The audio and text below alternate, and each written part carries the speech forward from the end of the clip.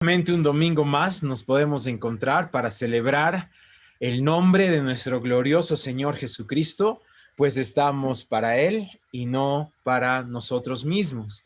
Qué alegría, hermanos, ver a todos ustedes reunidos en familia.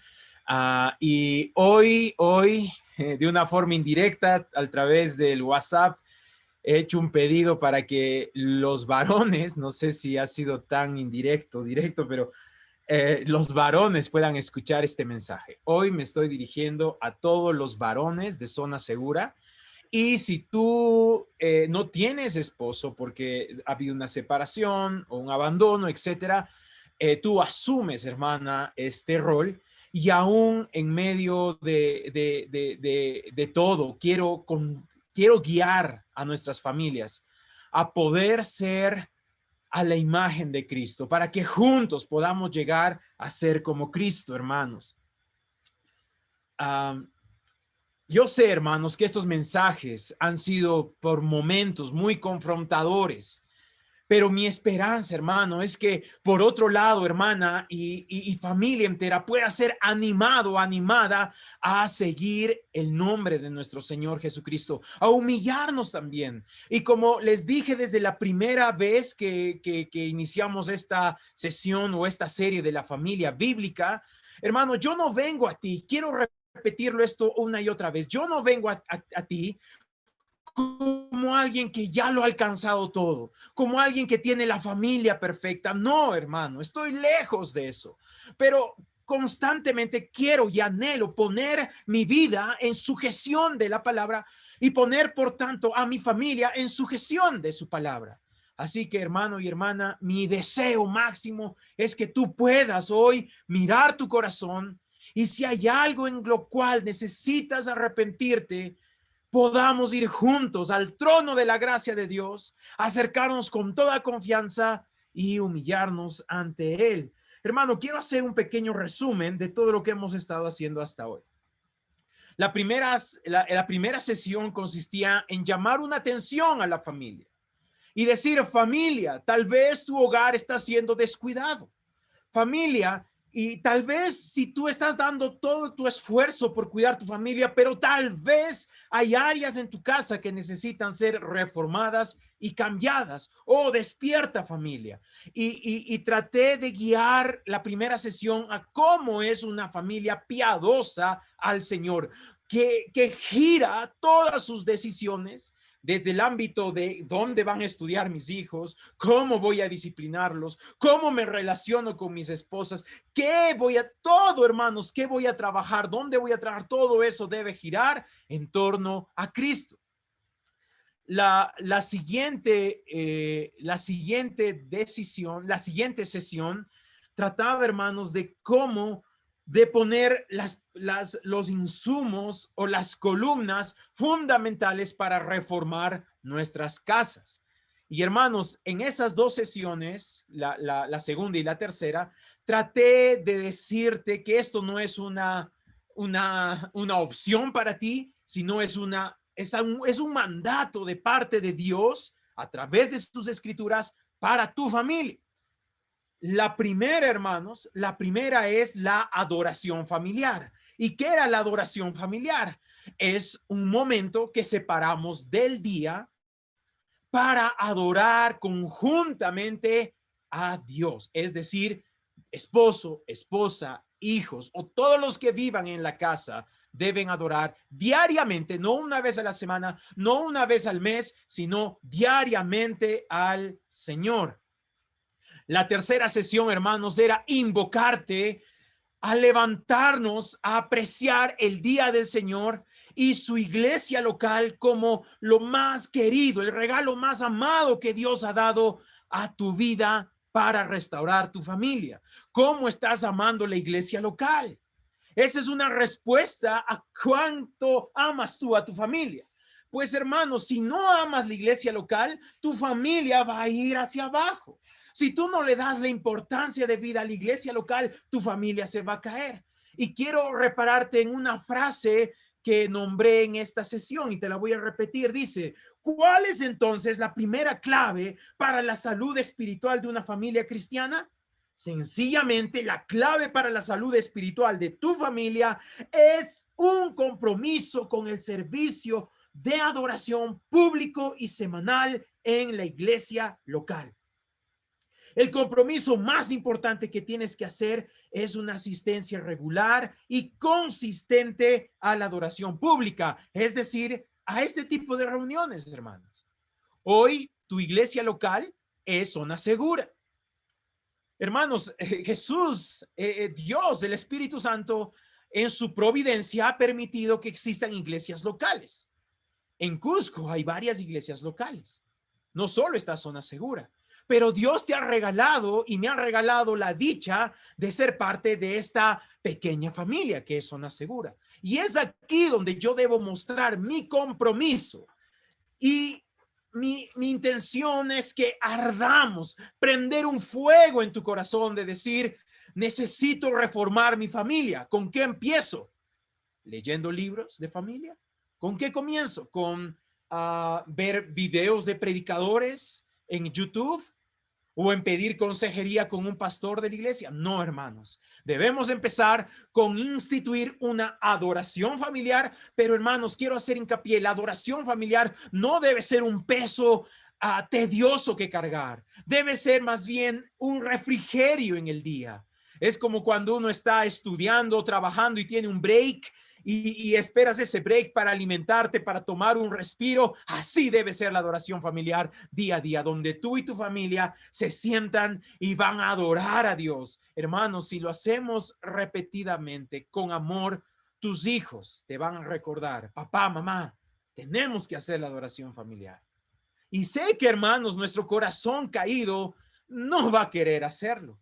Va a ser descuidado, va a tender a ser descuidado, a atender los negocios, a atender las necesidades de la casa. Sí, yo sé y entiendo.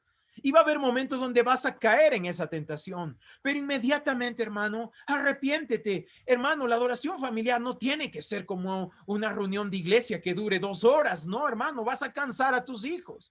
Parte con 15 minutos de oración, de cantar una pequeña canción y de abrir la palabra de Dios, leerla, punto, nada más. No debes ser tediosa, sino debe ser un refrigerio para tu familia y la iglesia local, hermanos. Y hoy, después de haber puesto estas bases, ¿con qué vamos a comenzar? Voy a hacer un llamado al capitán. Necesitamos hacer un llamado a que la cabeza de la familia tome en serio su responsabilidad. Y de eso hoy vamos a hablar. Vamos a ir a Josué, capítulo 24. Josué, que está en el Antiguo Testamento, el 6º libro de la Biblia, capítulo 24, del versículo 29 al 31. Josué 24. ¿Por dónde comenzamos a reformar nuestras familias? Ya hemos puesto adoración familiar, ya estamos teniendo un compromiso con la iglesia local, donde he determinado asistir con todo mi corazón a la iglesia, y no solo a la iglesia, sino el día domingo, honrarlo, separarlo para el Señor, dejar de hacer mis actividades cotidianas y separar todo el día domingo para Él, para reposar en Él, para adorarlo las 24 horas. Entonces, hermanos, ¿qué es lo que debemos hacer si queremos tener una familia reformada? Y ahora voy a ir a los asuntos particulares. Ya he tocado asuntos generales. De aquí en adelante, que tal vez me va a demorar unas 3, 4, estamos evaluando cuántas sesiones más. Pero, hermano, de aquí voy a ir a atacar individualmente a los miembros de la familia. Hermano, y no lo quiero hacer como alguien encima tuyo, sino aún como alguien inferior a ti, hermano, que está aprendiendo al igual que tú.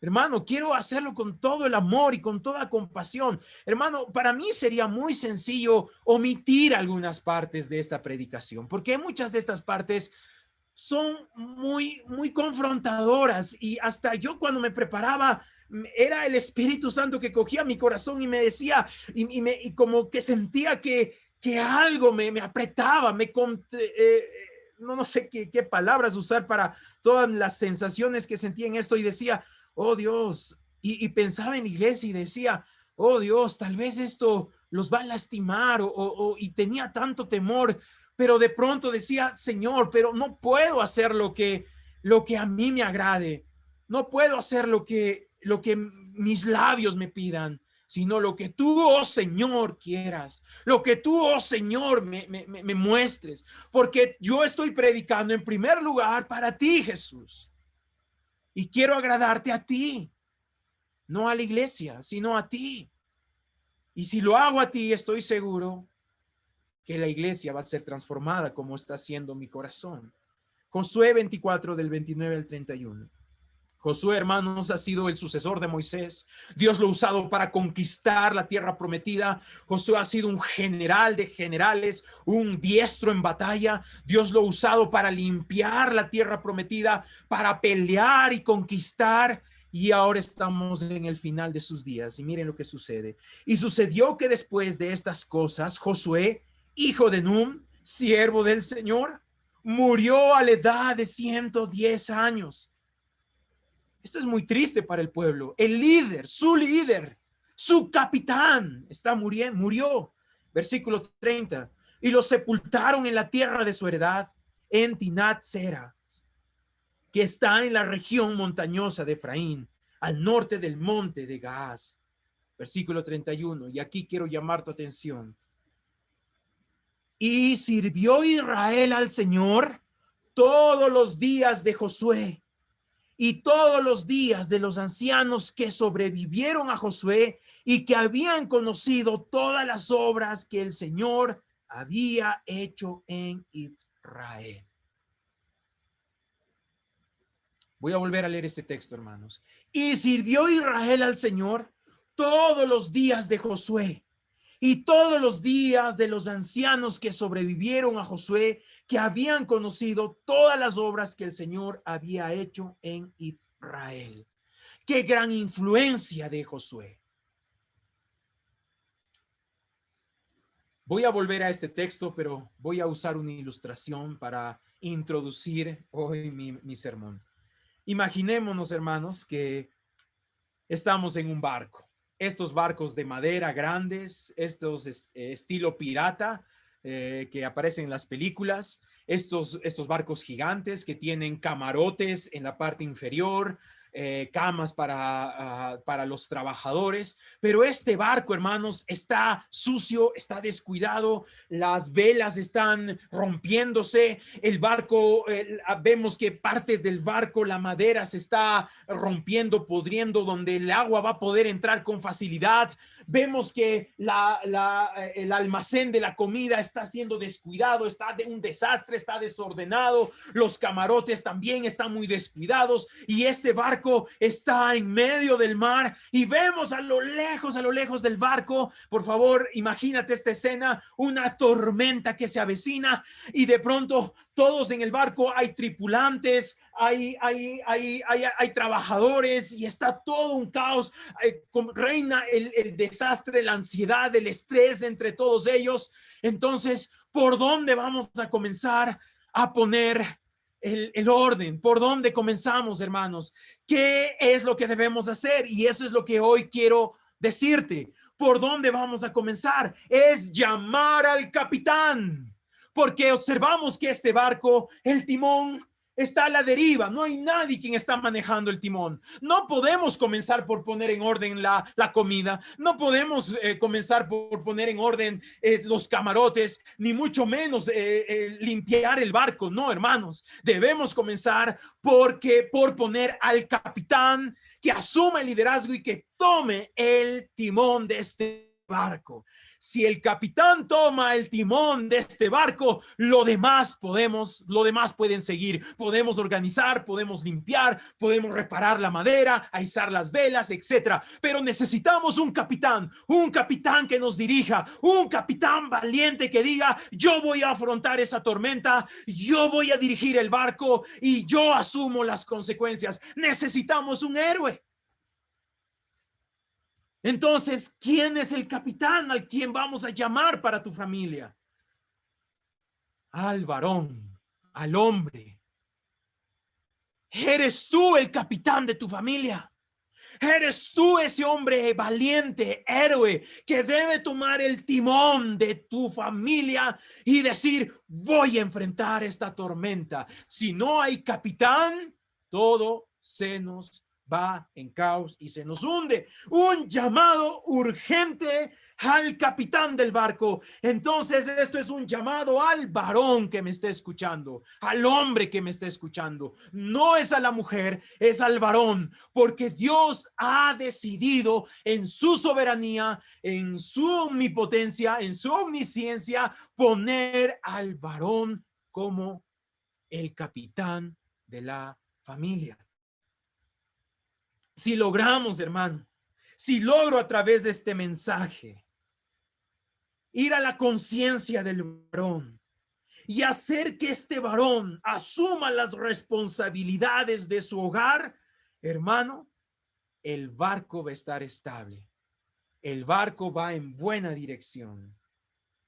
Sí, hermano, después podemos poner en orden las otras cosas y los otros sermones, las otras sesiones van a consistir de lo siguiente, pero primero pongamos al capitán. Sin un capitán, el barco se nos hunde. Cuando el varón toma la autoridad en el hogar, lo demás va a empezar a tener orden.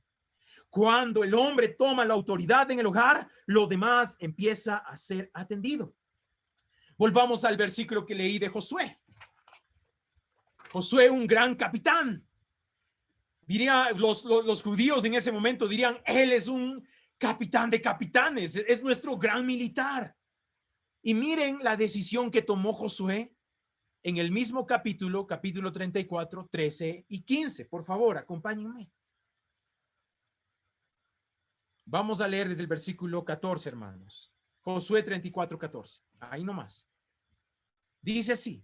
Ahora pues, está hablando Josué, temed al Señor y servirle con integridad y con fidelidad. Quitad los dioses de vuestros padres, que vuestros padres sirvieron al otro lado del río y en Egipto, y servir al Señor. Versículo 15. Y si no os parece bien servir al Señor, escoged hoy a quién habéis de servir, a los dioses que sirvieron vuestros padres, que estaban al otro lado del río, o a los dioses de los amorreos en cuya tierra habitáis. Pero presta atención a esta frase sublime y gloriosa. Josué invoca y dice, pero yo y mi casa serviremos al Señor.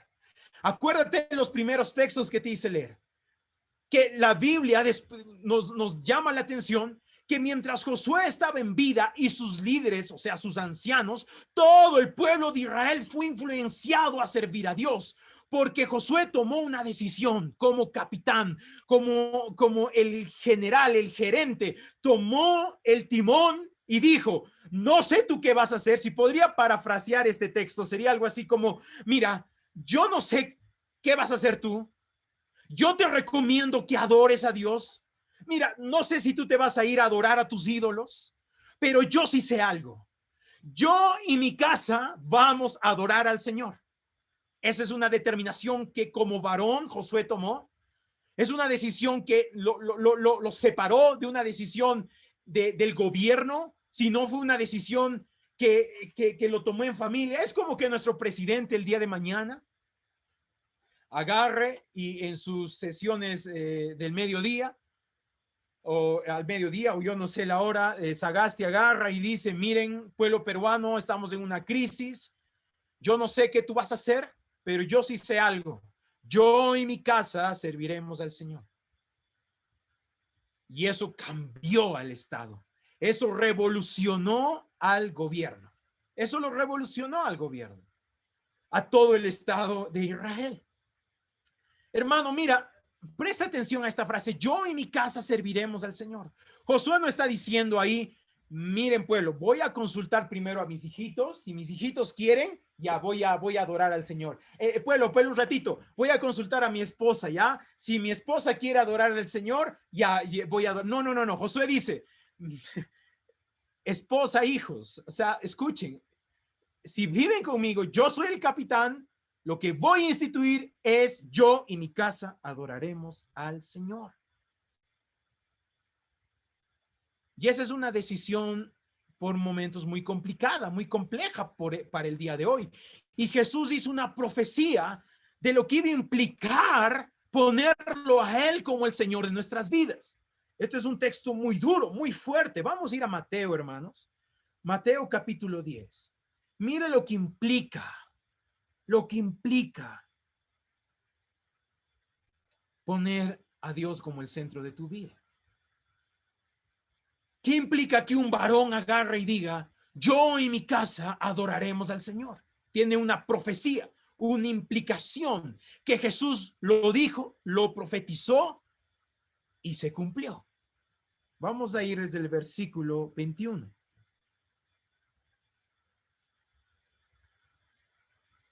Vamos a leer, hermanos, desde el versículo 19.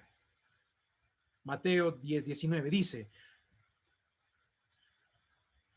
voy a dar un tiempito que todos lo tengan, hermanos. Mateo 10, 19. Hermano, ¿qué implica poner a Dios como el centro de tu familia? Pero cuando os entreguen y os persigan, de cómo o qué hablaréis, porque esa hora se os dará lo que habréis de hablar. Porque no sois vosotros los que habláis, sino el Espíritu de vuestro Padre que habla en vosotros. Y aquí está el texto que fue una profecía de Jesús para los cristianos. Y el hermano entregará a la muerte al hermano, y el padre al hijo. Y los hijos se levantarán contra los padres y les causarán la muerte. Y seréis odiados de todos por causa de mi nombre. Pero el que persevere hasta el fin, ese será salvo. Hermano, tengamos mucha atención a este texto. Jesús en ningún momento está diciendo que Él va a hacer que los cristianos odiemos a nuestras familias biológicas. No, hermanos, jamás. Jesús, todo lo contrario. Toda la predicación de Jesús es ama a tus enemigos. Porque el Espíritu Santo logra provocar en el corazón de un hombre caído ese amor. Pero ¿qué está profetizando Jesús? Y eso se cumple en el primero y segundo, tercero, hasta nuestros días. Pero la historia refleja que apenas Jesús ascendió, cuando un cristiano se convertía a Cristo y tomaba la determinación de decir, yo y mi casa serviremos al Señor, el resto de su familia biológica muchas veces lo expulsaba de su comunidad, le borraba del testamento. Hermano, hasta el día de hoy yo no conozco a un cristiano que no sueñe, que no añore que su familia biológica, como sus tíos, papás, primos, etcétera, conozcan a Cristo.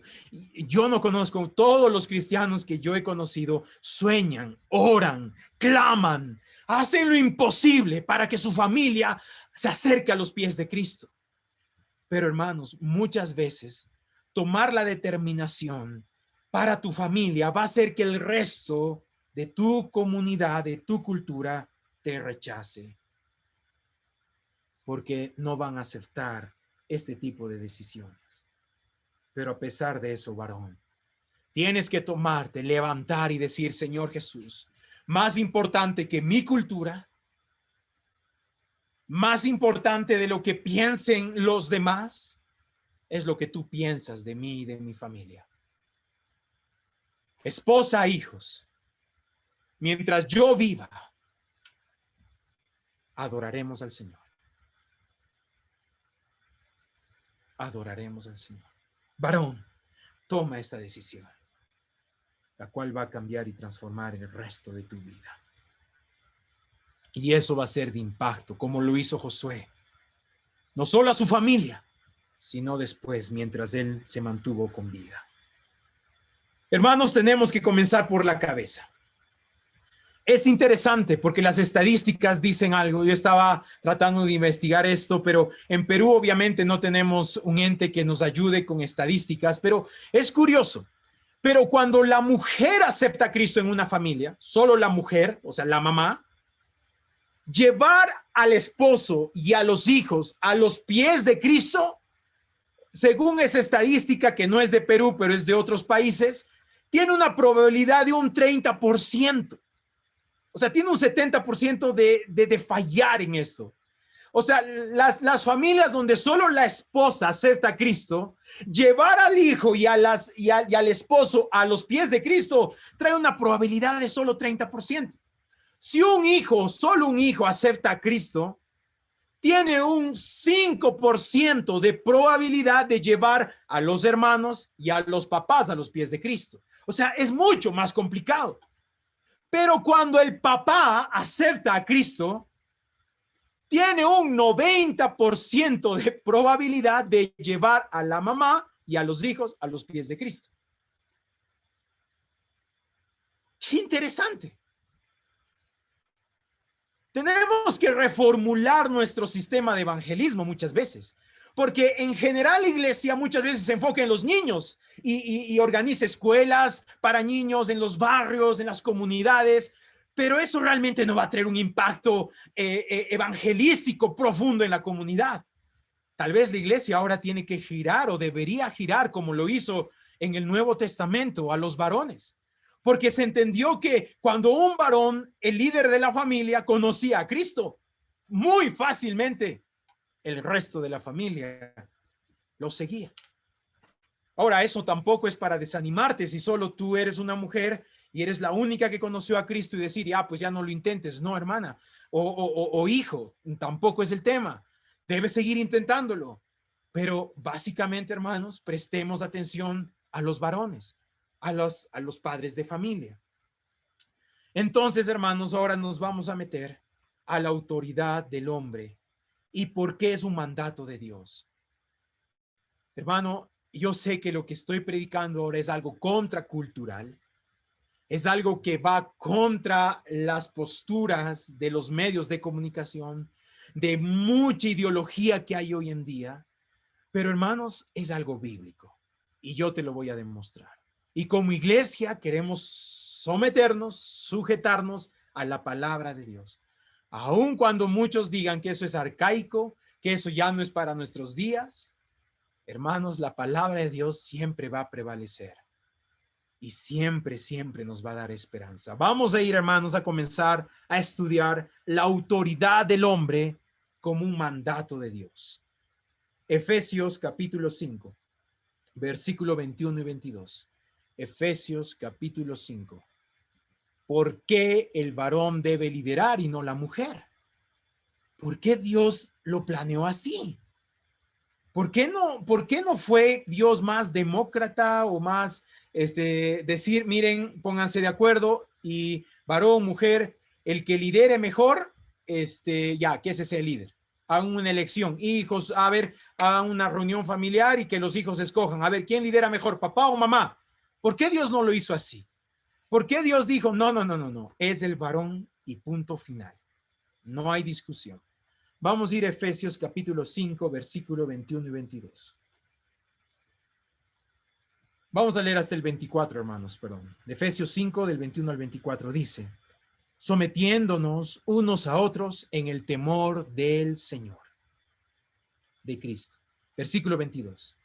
Las mujeres estén sometidas a sus propios maridos como al Señor, porque el marido es cabeza de la mujer, así como Cristo es cabeza de la iglesia, siendo él mismo el Salvador del cuerpo. Pero así como la iglesia está sujeta a Cristo, también las mujeres deben estarlo a sus maridos en todo. Es claro, hermanos, es claro, desde Génesis hasta Apocalipsis, que Dios ha encomendado el timón de este barco al varón, el liderazgo de la familia al varón. Hermanos, si tú confías en Dios, debes asumir que esto es buena cosa. Si Dios decidió poner al varón como la cabeza de la familia, no es como una maldición, no es algo que Dios dijo, ay, detesto a las mujeres, ahora sí mujeres les voy a dar un desgraciado toma. No, hermano, Dios jamás va a pensar así. En Jeremías dice que los pensamientos de Dios son mucho más altos y cada vez que Dios tiene pensamientos hacia su pueblo, son pensamientos de bien, jamás para maldición.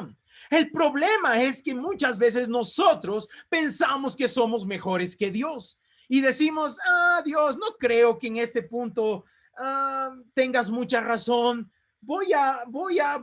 En esta cosa no, mi esposa debe dirigir o la esposa puede pensar, no, en este punto mi esposo es un negligente, yo voy a hacer la dirección. No, hermanos, si Dios ha decidido poner este orden, es por buena cosa, es por buena cosa. Hermanos, es como el trabajo. Teológicamente, sociológicamente, antropológicamente, ha habido dos posturas respecto al trabajo. Esto para ponerte un ejemplo o contra a lo que estamos hablando de la sujeción. Te voy a poner una ilustración con el trabajo. Hay muchos países que han sido influenciados por una mala teología donde ha enseñado que el trabajo es consecuencia del pecado del hombre.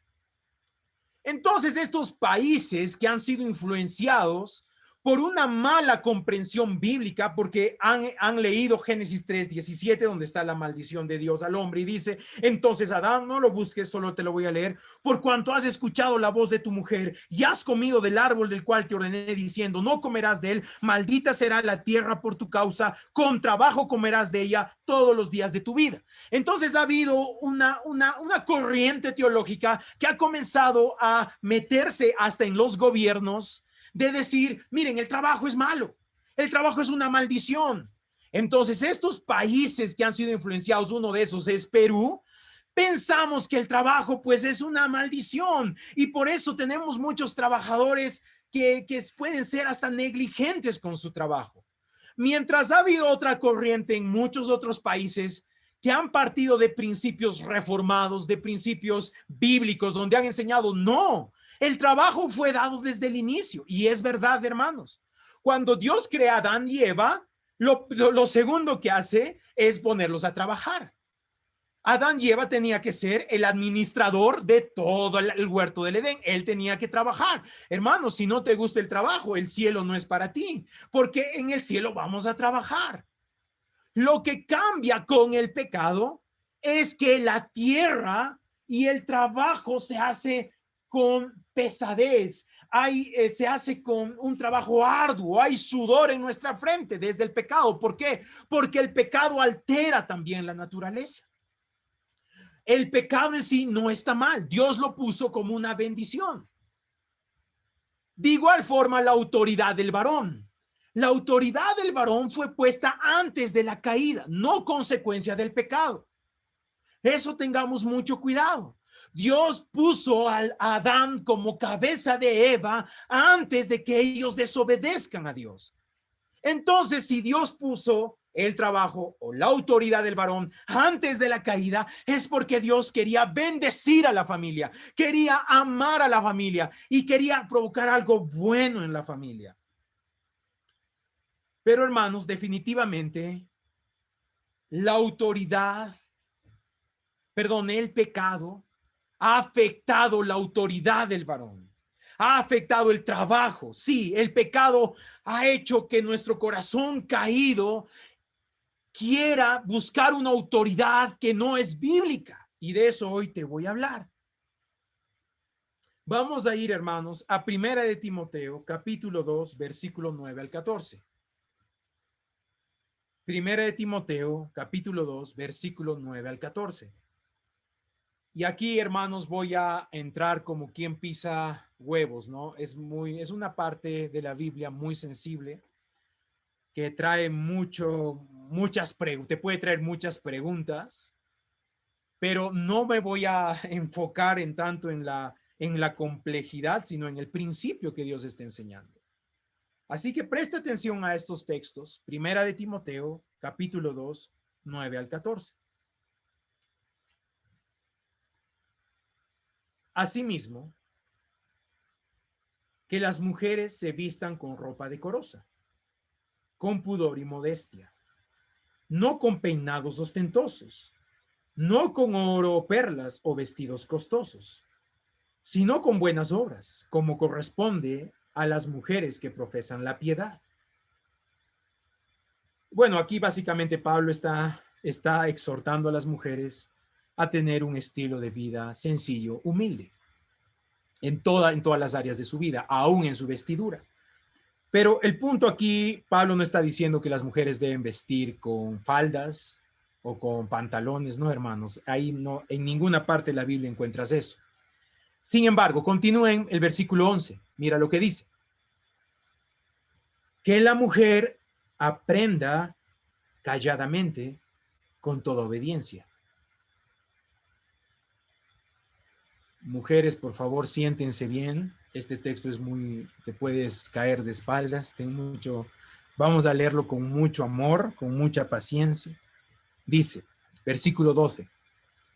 Yo no permito que la mujer enseñe ni ejerza autoridad sobre el hombre, sino que permanezca callada. Y aquí está la justificación teológica. Versículo 13. Porque Adán fue creado primero, después Eva.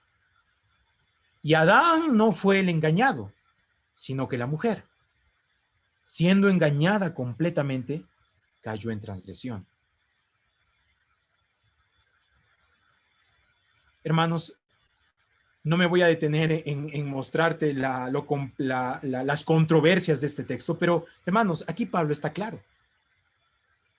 Mujeres, yo no permito que ejerzan autoridad sobre el hombre. ¿Y cuál es la base teológica? Porque Dios creó primero a Adán y después a Eva. Hay un orden en la creación. Debe haber un orden. Dime una cosa, si no hay ese orden, ¿cómo se llama eso? Anarquía. ¿Te puedes imaginar en un trabajo donde no haya un jefe? ¿Donde no haya un supervisor? ¿Donde todos estén al mismo nivel? No sería funcional. Sí, mira, yo no, sí, entiendo que tú no estás de acuerdo con tu gerente, con tu jefe, puede ser un déspota, y sí, y no vamos a justificar eso, obviamente, pueden tener jefes muy malos, jefes muy buenos, etcétera, etcétera, pero eso es parte de la gracia de Dios. Pero hermanos, nadie va a discutir de que debe haber un orden en un trabajo. Nadie va a discutir de que, es más, tú añoras, si es que esa es tu intención, ser alguna vez un gerente. Porque eso es nuestro deseo natural, ¿no? Que si entramos a una empresa, ir creciendo, ascendiendo. Eso es natural y está bien, hermano, y gloria a Dios. Entonces es más fácil entender cuando hablamos de una empresa o de lo civil, pero para la familia, no, ay sí, ¿cómo va a haber un orden? Eso es machismo. ¿Cómo la Biblia va a enseñar eso? No, hermanos, es simplemente, Pablo está diciendo, es una cuestión de orden en la creación. Debe haber un orden para mantener una familia, tiene que haber alguien que esté responsable. Y Pablo está diciendo, es Adán, es el varón, porque Dios así lo quiso, lo estableció en orden. En orden. Vamos a otro texto, Primera de Corintios, capítulo 11, del versículo 7 al 10. Primera de Corintios.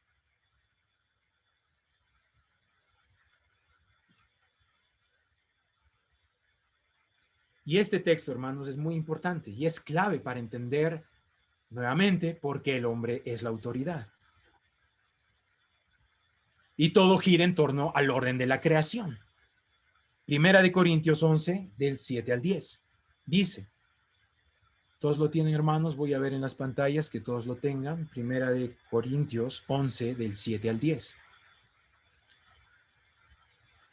Dice, pues el hombre no debe cubrirse la cabeza, ya que él es la imagen y gloria de Dios.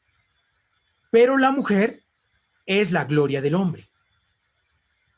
Porque el hombre no procede de la mujer, sino la mujer del hombre.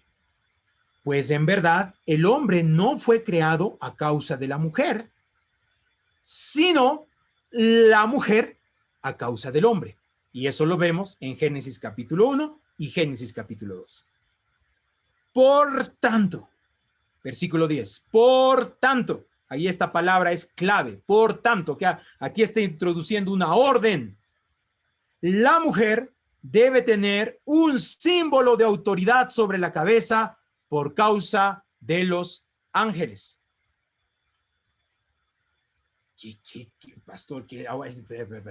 No entendí nada, pastor. Sí, tranquilo, yo tampoco entendí nada cuando lo leí por primera vez. Y vamos a ir explicando este texto. Miren, versículo 10. Por tanto, la mujer debe tener un símbolo de autoridad sobre la cabeza por causa de los ángeles. ¿Qué está pasando en Primera de Corintios, hermano? Aquí hay mucha información cultural y mucha información que debemos tomar en cuenta a través de la cultura que está pasando en ese momento. ¿Qué sucedía, hermanos? Allá en la época de Pablo, todas las mujeres, y hasta ahora en muchas culturas lo vemos, pero en la época de Pablo, muchas mujeres tenían que usar un velo que cubra su rostro, que cubra su cabeza. Tenían que usar un velo. ¿Y por qué usaban un velo? Muchas veces hoy muchas culturas tienen otras cosmovisiones, pero básicamente en la cultura de Pablo, de la que está viviendo, eso simbolizaba una mujer que lleva velo, simbolizaba yo me estoy autosometiendo, yo me sujeto a un hombre o a mi esposo. Eso simbolizaba. Si yo lo podría parafrasear o llevar a nuestros días, ¿qué símbolo podría llevar una mujer? Yo estaba pensando, ¿cómo hago entender esto? ¿O qué ejemplo puedo usar para que me entiendan mejor? Y hoy en día, si bien es cierto, ya se ha perdido muchos símbolos que nuestros papás o abuelos tenían. Por ejemplo, puede ser uno llevar el anillo, ¿no? De pronto, tanto una mujer como un varón casado llevar el anillo es un símbolo importante, ¿no? Donde yo estoy anunciando que estoy casado, ¿verdad? Entonces, cuando las mujeres en la época de Pablo entraban a la iglesia, muchas de ellas se quitaban el velo porque decían, no, pues ahora Dios es mi Señor, yo ya no me someto a los hombres, yo ya hago lo que quiera. Y Pablo dice, no. Ustedes son sujetas a sus esposos, lleven su velo mientras adoran al Señor. Otro ejemplo que intenté buscar es antes, bueno, hoy en día yo veo esto incluso ya algo negativo para la nueva generación, pero antes se veía con mucho más honor y era cuando alguien se casaba, llevaba el apellido del esposo, ¿verdad? Bueno, mi esposa todavía decidió llevar mi apellido. Y hoy en día los jóvenes dicen, ay, ¿cómo haces eso? Si las mujeres ahora tenemos la libertad y acaso tú eres un objeto, tú no le perteneces a tu esposo. Sí entiendo esa postura que hoy muchos jóvenes tienen, pero realmente creo yo que la intención original era buscar eso, era, mira, yo me autosometo al hombre. Entonces, en ese momento se vería muy mal a una mujer que diga, no, yo no quiero tener tu apellido. Se vería al esposo como una especie de insulto, de faltarle la autoridad. Algo así, hermanos, era lo que estaba pasando en Corintios. Y Pablo tiene que ordenar y decir, no, mujeres, lleven su velo para orar, porque ustedes son sujetas a sus esposos. ¿Y por qué Pablo agrega la última frase que dice, porque la mujer debe tener un símbolo de autoridad sobre la cabeza por causa de los ángeles? ¿Cómo? ¿No es por causa del esposo? ¿Por qué por causa de los ángeles? Y hermano, esto es bien interesante en lo que Pablo aquí está explicando. Nuevamente, Pablo está acogiendo Génesis capítulo 1, Génesis capítulo 2. Mi pregunta para ti es, ¿quién fue creado primero? ¿Los ángeles o Adán? Yo puedo leer sus labios. A ver, ¿quién fue creado primero? ¿Los ángeles o Adán? Los ángeles, ¿no? Los ángeles, por supuesto, los ángeles fueron creados primero. Entonces, los ángeles están presenciando cómo es el orden de la creación.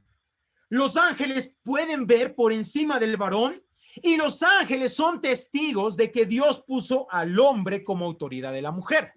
Entonces, cuando tu mujer te revelas y dices, sé mi marido, no pasa nada, yo voy a decidir mejor, yo soy más sabia, yo soy más inteligente, etcétera, lo que estás haciendo es ser un mal testimonio para los ángeles. O sea, los ángeles te ven y dicen, Dios, mira, ¿por qué hace eso? ¿Por qué está haciendo eso esa mujer? Imagínate, a ver, estoy tratando de buscar algunos ejemplos para llevarnos a hoy en día. Imagínate que yo estoy predicando todos los días a mis hijas de que emborracharse o tomar en exceso es algo malo, es algo pecaminoso. Y todos los días les repito, miren, hijas, y ellas ven que en mi refrigerador no hay ni una gota de alcohol, etcétera, etcétera, ¿ya? Entonces, imagínate que de pronto llega un invitado, un amigo mío, y trae unas cervezas y comienza a tomar, y yo estoy ahí un poco nervioso y yo no le digo nada. Y de pronto él ya está borracho, está tirado, y yo solo lo estoy mirando, lo acompaño, me río con sus chistes. ¿Qué van a pensar mis hijas? Es un mal testimonio. ¿Me estoy dejando entender? Algo así se pone en Los Ángeles cuando la esposa ofende al esposo llevándose de autoridad. Cuando la esposa comienza a tomar las decisiones en vez del esposo, algo así están Los Ángeles. Están, Señor, esto no es el orden. Dios, ¿qué pasa? Así no va la cosa. Y somos mal testimonio para Los Ángeles. ¿Te has puesto a pensar en eso, esposa? Que no solo es mal testimonio para tus hijos, sino para los mismísimos ángeles. Hermanos, cuando hablamos de autoridad, hay dos pecados que los varones pueden caer. Y ahora, varón que me estás escuchando, hombre, padre de familia, quiero pedirte que abras tu corazón en humildad y digas en cuál de estos pecados estás cayendo, porque puedes caer en dos pecados, nada más, en dos. Y quiero llamarte la atención y decir en cuál de estos dos pecados estás fallando. Entonces, varón, ya hemos identificado el problema, ya, tiempo de actuar, tiempo de arrepentirse y tomar el liderazgo, tomar el timón de nuestra familia. El primer pecado que un esposo puede caer en el tema de autoridad es un esposo tirano. Es un esposo tirano. Y el segundo pecado que un esposo puede caer es un esposo fantasma. Es un esposo que ya no está, que renunció. Y voy a decirles de qué se trata esos dos pecados. El primer pecado, hermanos, es un esposo tirano. Es aquel que, habiendo recibido la autoridad de Dios para gobernar su casa con amor y cuidado, ha usado su autoridad para oprimir, para gobernar con dureza, con ofensas, con groserías, con acciones violentas, incluso físicas. Y hermano, hermana, quiero hacer aquí un detalle.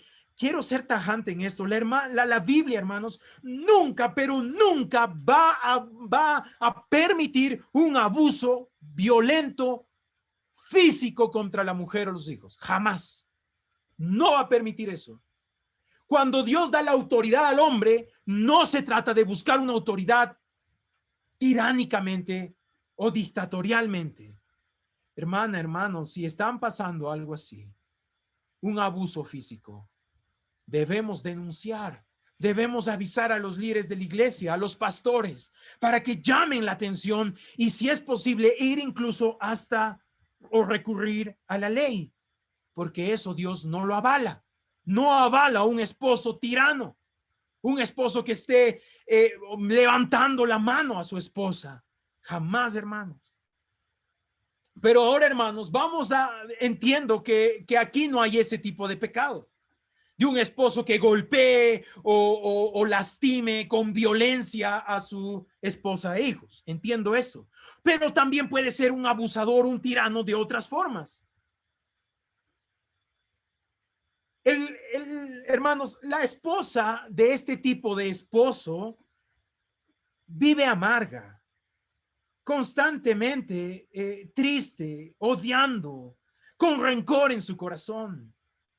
No logra florecer como esa rosa en el jardín que sale un olor fresco.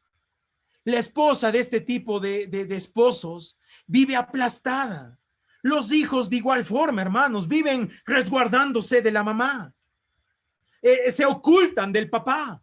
Para los hijos es mala noticia que llegue el papá. Para los hijos es mejor que su papá se quede trabajando o se vaya de viaje. Uy, los hijos celebran porque dicen, wow, un descanso de las peleas y de la tormenta que trae este varón. Los hijos viven escondidos debajo de las faldas de su madre. No corren a los brazos de su padre con facilidad, pues le tienen miedo.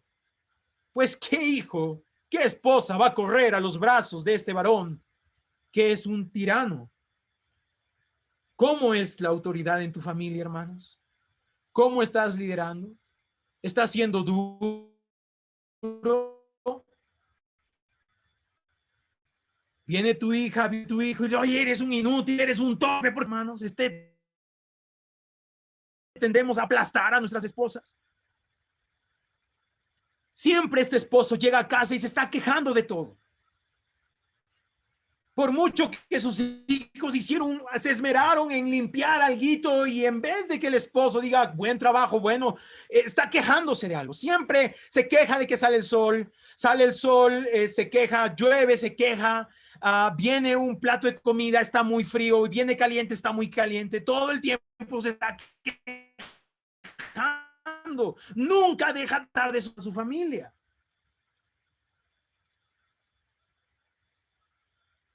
Hermanos, papás que tienden a esto, tus hijos van a crecer muy rápido y tú lo sabes.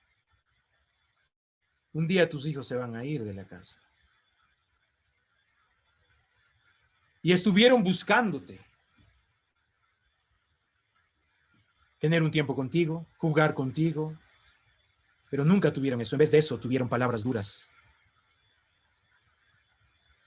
Y cuando ya se vayan será demasiado tarde. Y el único ejemplo que tus hijos recibieron fue ese tipo de liderazgo. Y es así como tus hijos van a liderar. Aun cuando tus hijos levanten su voz al cielo y digan, yo jamás seré como mi papá. Tienden a repetir la misma historia. Mientras hay el otro pecado, que son los papás fantasma. Estos papás, por otro lado, no se convierten en tiranos, sino son como Adán. No están pendientes de la familia, desaparecen de la autoridad de la familia, dejan que la familia esté a la intemperie y a las amenazas del mundo, no toman el timón del barco, sino están bien felices dormidos en el camarote. Son los papás relajados que dicen, yo ya cumplí, yo con trabajar, y son buenos trabajadores tal vez, son buenos responsables, pero en la familia son fantasmas. Decidieron renunciar y decir, yo no voy a llevar el barco, yo me tiro en mi cama. Son los hogares donde la mujer tiene la última palabra. Pues ella determina las cuestiones espirituales del hogar. Pues son esos hogares donde la esposa tiene que estar diciendo, esposo, ¿cuándo oramos? Esposo, ya viene la iglesia. Y hasta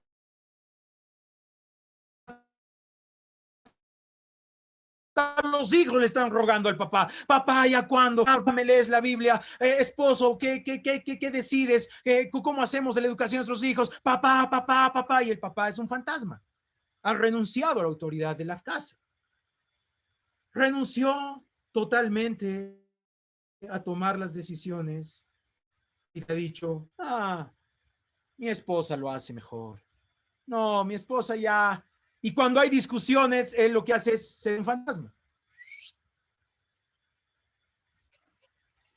Y se va.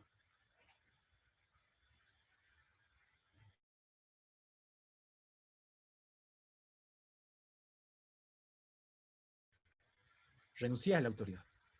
¿El papá tirano o el papá fantasma? Y no digas, yo soy fantasma y eso es mejor que ser tirano. No, hermano. Si tú lees en la Biblia, hay más ejemplos de papás fantasmas y cómo Dios viene y los juzga. Uno de ellos es Elí, donde sus hijos hacían lo que les daba en gana. Y este papá fantasma va y les llama la atención. Dice, hijitos, ya no hagan eso. En vez de llamarlos la atención, es un papá fantasma. Y Dios tiene que venir y matar a sus hijos y matar a Elí. No digas, no, yo soy fantasma,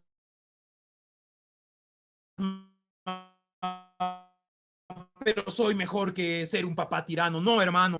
Sí, juicio.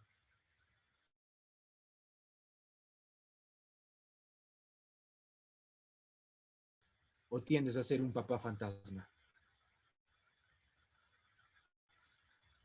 Hermanos, tu familia está en peligro.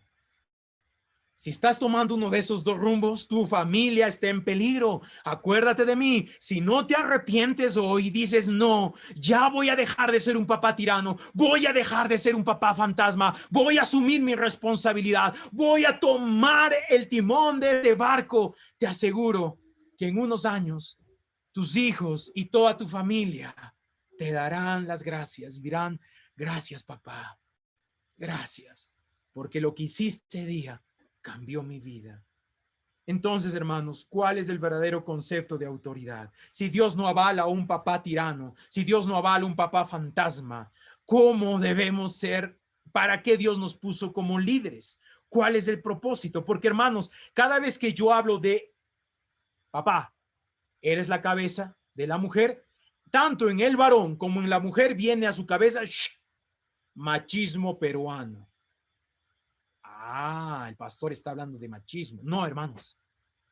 Debemos sacar de nuestra cabeza el machismo peruano que nos han enseñado, donde definitivamente es el varón quien discrimina a la mujer y la cree menor o la cree inferior, porque eso no es lo que la Biblia avala ni enseña. Entonces, cuando yo hablo de autoridad, no estoy hablando de esta enfermedad que es el machismo peruano. Entonces, ¿qué es la autoridad? Volvamos a Efesios 5.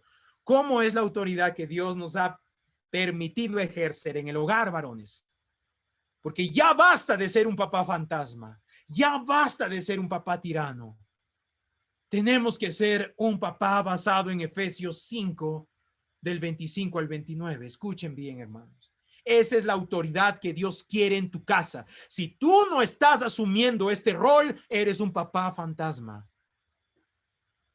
o eres un papá tirano. Hermano, necesita este barco que tomes el timón. Toma el timón. No, pero ¿qué tal si lo hundo? Pero yo no lo hago bien. No, hermano, no es decisión tuya. Si Dios lo ha querido así, es por algo. Y hay muchas esposas que pueden decir, pero, ay, no, pero mi esposo, si me hubiera casado con el otro, ese sí hubiera sido un buen líder, este no. No, hermanos, tal cual el esposo que te ha dado es para que sea el líder de tu casa. No puedes pensar ni siquiera decir que hay un esposo o esposa mejor que el que tienes. El que tienes, Dios lo va a usar para su gloria. Efesios 5, del 25 al 29. Miren cómo es la autoridad de un verdadero varón. Dice, maridos, amad a vuestras mujeres, así como Cristo amó a la iglesia y se dio a sí mismo por ella, para santificarla, habiéndola purificado por el lavamiento del agua con la palabra, a fin, ahí está, ¿cuál es el fin? Presentársela a sí mismo como una iglesia en toda su gloria, sin que tenga mancha ni arruga ni cosa semejante, sino que fuera santa e inmaculada. Así también deben amar los maridos a sus mujeres, como a sus propios cuerpos. El que ama a su mujer, a sí mismo se ama, porque nadie aborreció jamás su propio cuerpo, sino que la sustenta y lo cuida, así como también Cristo a la iglesia. Hermanos, ¿por qué escogió el hombre para llevar el liderazgo en la casa? No porque la mujer era incapaz. No, hermanos, si ponemos, tal vez hasta la mujer es más capaz. No por eso. No porque el varón es más inteligente que la mujer. No, hermanos, yo conozco muchos casos donde la mujer es más inteligente que el varón, es más sabia que el varón. Pero eso no es porque Dios escogió a la mujer o al varón. No, hermanos. El varón es escogido directamente por Dios para tener la autoridad por una razón: para ser de bendición a la esposa, para ser de bendición eterna para su esposa. El hombre ha sido puesto como autoridad para hacerle bien a su esposa, no mal. No estoy diciendo para engreírla, sino para hacerle de bendición. Dios te ha puesto para que lleves el timón de tu familia, no para que lleves a tu esposa a las playas, a las mejores playas del mundo, de vacaciones. Si Dios te concede esa gracia, gloria a Dios, pero eso no es tu prioridad. No te ha puesto al timón para que pongas a tu esposa y a tus hijos a pescar pescado y te vuelvas millonario. No, hermano. Dios te ha puesto al timón de tu familia para ser de bendición, para traer bien a tu familia. Hermanos, el varón es como un tipo de salvador. Sí, no es un salvador del alma. El salvador del alma es nuestro Señor Jesucristo. Pero Dios está provisto en la familia que el varón sea como Cristo. Es como un tipo de salvador para la mujer. Mujeres, ¿alguien de ustedes se quejaría de Jesús? ¿Alguien de ustedes diría, ay, Jesús, ¿por qué eres así? No, ni siquiera. Es más, añoramos ya tener a Jesús reinando. Así debe ser tu esposo. Así debes ver tú a tu esposo, como a Cristo. Miren, les voy a leer Juan, no lo busquen, Juan 2, 17, 2 dice, Jesús está hablando: por cuanto le diste autoridad sobre todo ser humano a Jesús, o sea, a Jesús le da Dios toda autoridad sobre todo ser humano, para que de él venga vida eterna a todos los que les ha dado. Jesús viene y tiene autoridad sobre todo para dar vida. Ahora, el varón tiene autoridad sobre la mujer para darle bendición, para hacerle bien. ¿No es así, hermanos, como debemos ver a nuestros gobernantes? Y si no, hermano, así debemos verlos. En Romanos capítulo 13, Pablo nos enseña que el gobierno ha sido puesto para bendecir al pueblo, para castigar al que se porta mal y recompensar al que se porta bien. Esa es básicamente la lógica del gobierno que Pablo nos enseña en Romanos capítulo 13. De igual forma es el gobierno de la familia. El esposo está puesto ahí para traer bendición a la esposa y a los hijos, para hacerlos florecer, para que la esposa diga, wow, ¿qué sería de mí si no estaría casado contigo? Mi vida no serviría. Wow, gracias, Señor, por la bendición que me has dado al casarme con mi esposo. Esa es la meta. Si tu esposa no está pensando así o no cree eso, tienes un serio problema. Eres un esposo autoritativo, tirano o fantasma. Pero si tu esposa está diciendo, esposo, sé que tienes defectos, pero para mí eres una real bendición, vas por buen camino.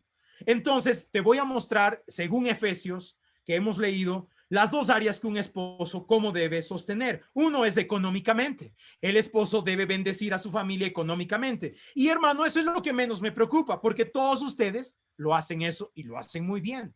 Pero lo que viene, eso sí me preocupa. Debemos también nosotros como esposos sostener el área espiritual de nuestras esposas y de nuestros hijos.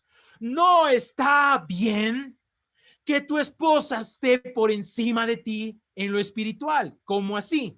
Es tu esposa quien te dice que leas la Biblia, es tu esposa quien te dice cómo debes orar, es tus hijos y tu esposa quien te está diciendo, ya, pues, ¿cómo es? ¿Cuándo vamos a orar? Y no está bien. Te estás convirtiendo en un esposo fantasma. Tú eres el responsable de llevarlos a Cristo. Tú eres el responsable de guiarlos. Pero tú me dirás, pero mi esposa sabe más la Biblia que yo.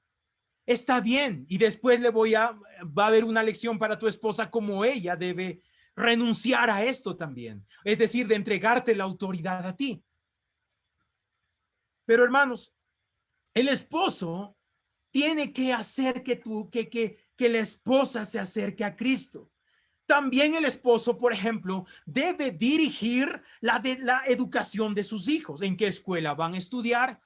¿Cómo? ¿Dónde? ¿Por qué? Porque el esposo está interesado en qué? En que los hijos reciban una educación que adore a Dios.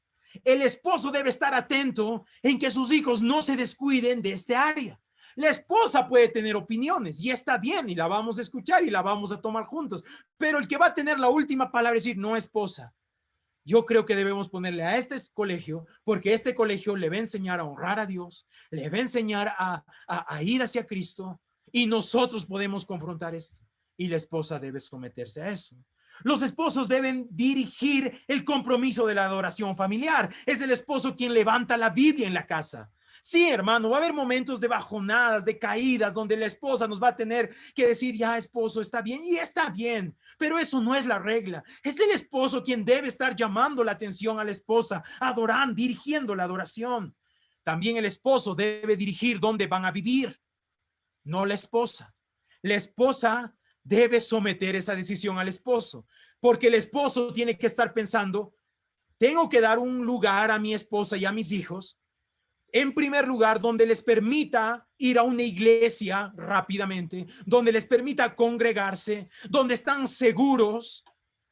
Por eso, esposa e hijos, he decidido que vamos a vivir aquí. No será un lugar tan grande como el que queríamos, no será un lugar tan amplio, pero creo que este lugar nos va a permitir adorar a Cristo. Muchas veces, hermanos, veo que la mujer es la que está más puntual en la iglesia, es la mujer quien está siempre más atenta a las predicaciones, y el esposo está, ya, después me cuentas, esposa, mira, tengo que trabajar. No, hermano, estás fallando en ser bendición a tu esposa. El esposo debe dirigir a qué hora se despiertan. ¿Cómo así? Si el esposo considera mejor que toda la familia debe despertarse un poco más porque el esposo tiene que volar al trabajo, y digamos, si el esposo va a trabajar, voy a dar un ejemplo, a las 8 de la mañana, y para el esposo le conviene que ustedes se despierten a las 6:30 para que oren, esposa y hijos deben obedecerlo. Porque el esposo dice, miren, necesitamos tener un devocional, por favor, se despiertan a tal hora. O a tal hora va a ser nuestra adoración familiar. Y la esposa y los hijos deben someter sus horarios a eso. El esposo, escucha bien esto, el esposo puede anular los votos o compromisos de la esposa y los hijos. Voy a volver a leer. El esposo o la esposa puede anular los votos o compromisos del esposo o los hijos. ¿Cómo es eso? Si la esposa hizo un compromiso con alguien o con alguna empresa, que el esposo considere que eso le va a alejar de Dios, el esposo está en la obligación de detener eso. Si el hijo o la hija hizo un compromiso con un amiguito, con una amiguita que le está alejando de Dios, el esposo debe interferir y decir, no, rompe ese compromiso, ya no te juntes con ese chico, con esa chica. Porque el esposo es el vigilante, es el que debe bendecir a la familia. Obviamente va a haber decisiones que a la esposa y a los hijos les va a incomodar, porque nuestra naturaleza caída va a decir, oye, ¿por qué te metes? Por ejemplo, si el esposo es el llamado a decir, dame tu celular, hijo, hija, voy a revisarlo. Ay, pero ¿dónde está la privacidad? Mira, mi esposa puede revisar el celular cuando le dé la gana. Yo no tengo privacidad. En mi casa no hay esa privacidad. El esposo es quien debe estar preguntando a la esposa, esposa, ¿cómo estás en ese pecado? ¿Estás surgiendo esto? Hay que orar juntos. Hijo, ¿cómo vas con ese pecado? ¿Estás luchando? ¿Estás bien? Hijo, aléjate de la pornografía. Hija, aléjate de esas decisiones. El esposo está vigilando todas esas decisiones, hermanos. El esposo debe elegir el trabajo que mejor le conviene a su mujer para no descuidar el área espiritual de ella y de sus hijos.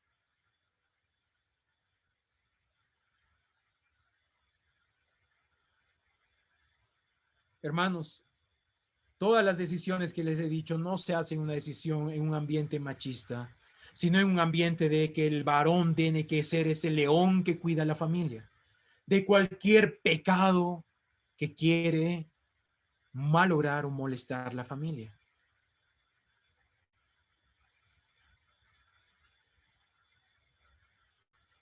Esposos, debes preguntar a tu esposa, ¿cómo está tu vida espiritual, esposa? Hijos, ¿cómo están su vida espiritual? Tú debes verificar qué se está viendo en tu casa, en la televisión.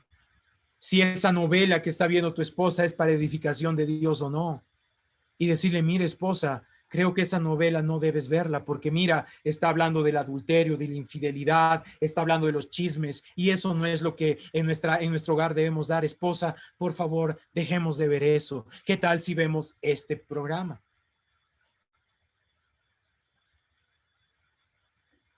Es el timón del barco, hermanos.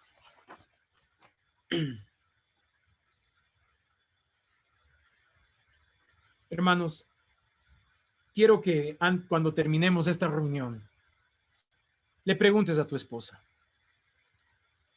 Y si esposa no te lo pregunta, tú dile, no me lo vas a preguntar y entonces yo te lo respondo. Pero pregúntale a tu esposa.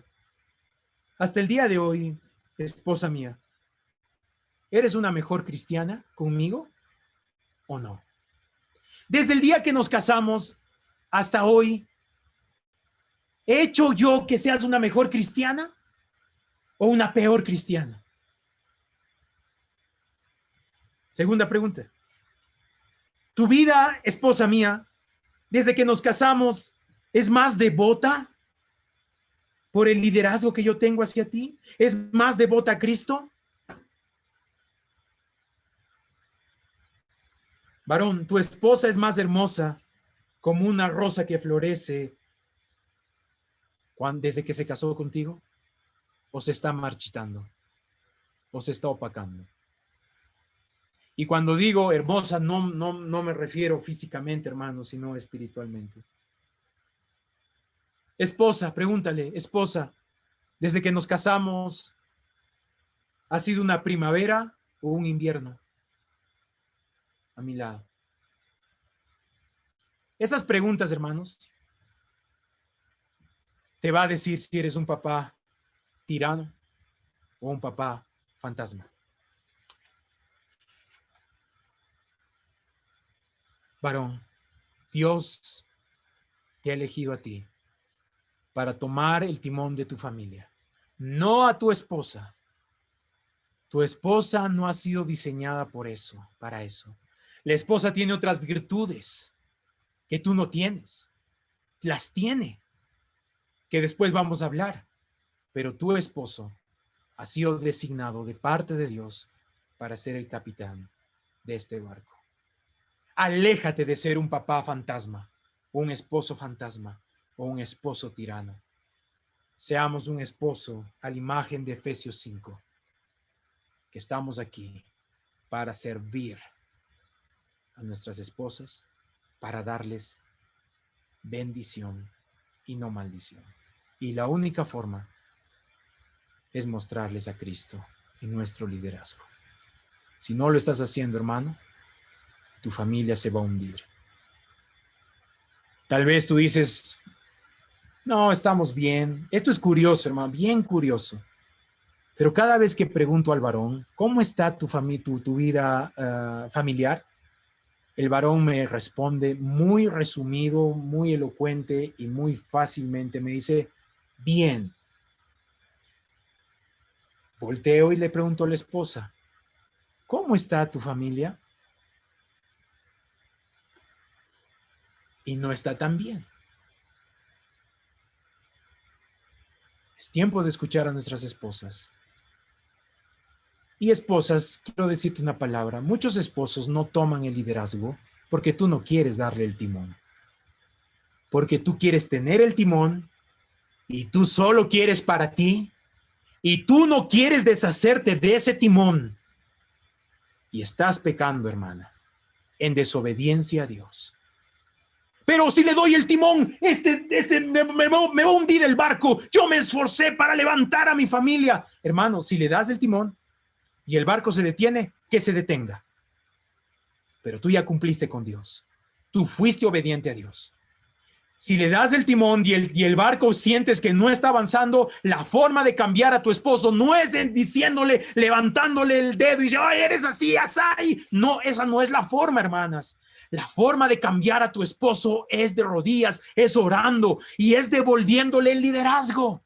Es diciéndole, toma el liderazgo, me someto voluntariamente a ti. Esta es la forma de cambiar a tu esposo y que tu esposo tome liderazgo. Hijos, ¿por qué están dejando que ustedes tomen el liderazgo? Debe tomar el esposo. No, pero mi papá es descuidado. ¿Qué va a hacer con el dinero? ¿Qué va a hacer con esto? No, eso no es tu problema. Dios lo asignó y debemos someternos a él. Te aseguro que si comenzamos a tener este plan que Dios ha puesto, prontamente nuestras familias van a ser ordenadas.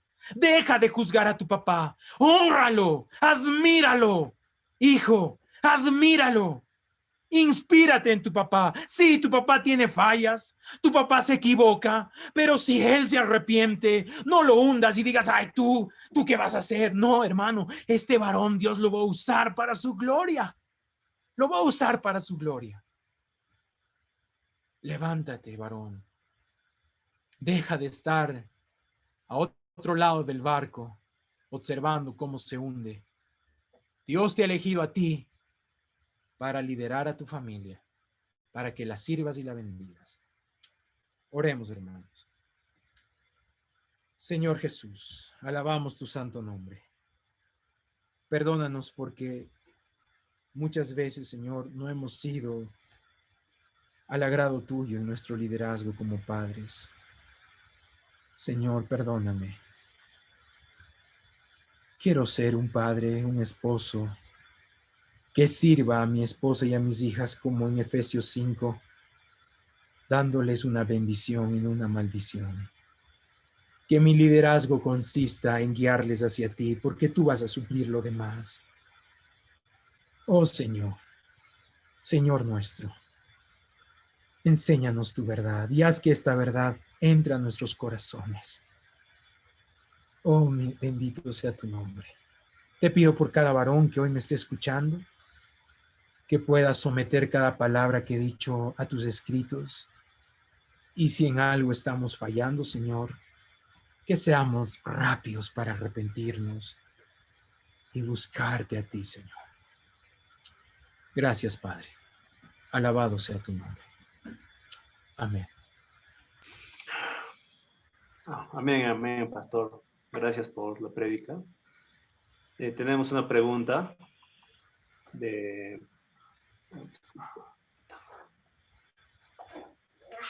Dice, Pastor César, una consulta. Hoy en día existe la igualdad de género. Mujeres que ocupan buenos cargos y que mandan. Entonces, hoy en día se está yendo en contra de las escrituras. ¿Estamos pecando? Hermanos, el mundo siempre va a ir en contra de las escrituras, siempre va a tender a ir en contra. Y de hecho, los cristianos vamos a ser siempre juzgados mal, pero también, hermanos, por otro lado, debemos los cristianos someternos a la palabra de Dios con amor, mostrar al mundo la compasión de Dios y no sencillamente te vas a ir al infierno, sino mostrar la gracia y misericordia de Dios, tener ese equilibrio en nuestra boca, en nuestra expresión. Y aquí en la pregunta también quiero hacer una anotación. La Biblia no marca de que las mujeres no deben liderar una empresa o una inversión. Hermanos, es más, la mujer virtuosa de Proverbios 31 es una mujer empresaria, es una mujer que el esposo le delega chacras, campo y la esposa lo hace prosperar. Es una gerenta realmente, ¿no? La Biblia solo limita esta autoridad en la iglesia al varón y en la familia. En las otras áreas, hermanos, la mujer puede liderar, porque vemos eso en las escrituras también, pero en la familia, hermanos, y en la iglesia, la Biblia sí es tajante en decir, varones, Dios los ha elegido para ser los líderes, para tener la autoridad. Ah, definitivamente esa gerenta que está liderando una empresa va a tener que regresar a su casa y someterse a su esposo como muestra de amor, como muestra de lealtad bíblica. Y de hecho, hermanos, por muchos aspectos esta ideología está lastimando, se está yendo contra la Biblia, al cada vez más deshonrar al hombre, y entiendo el daño, y eso lo voy a exponer en un par de sesiones más, cómo es que la autoridad del varón y la autoridad de la mujer bíblicamente, el pecado ha lastimado tanto que están luchando, el varón ha tratado de aplastar a la mujer y ahora la mujer al varón, y siempre hay una lucha así en la historia. Pero hermanos, como cristianos, solo nuestra esperanza es ver la Biblia, y sin las corrientes de hoy como el aborto, como ese feminismo que trata de denigrar en general al varón. No sé si se han dado cuenta los papás de hijos pequeños cuando ponen ahora programas o películas de Disney, que eso hay que verlo con mucho temor, porque se están encargando de denigrar al varón de una forma increíble, ¿no? No, en vez de alentar la igualdad en el sentido de que varón y mujer ante Dios somos iguales, están poniendo que los varones siempre han sido los malos de la película, y definitivamente los varones han abusado de su autoridad en la historia. Pero hermanos, hoy en día sí se está cumpliendo muchas cosas contra la Biblia, pero debemos ser la luz y mostrar amor a este mundo. Pero tampoco eso implica que vamos a esconder la verdad de la Biblia por no ofender a este mundo. Uh-huh. Chévere, espero que haya sido la persona que preguntó. Tal vez tenga alguna otra duda más, o espero que haya podido ayudar lo que dijo el pastor César. ¿Y alguien más tiene alguna otra pregunta de este tema? Esta es la oportunidad, hermanos, de preguntar.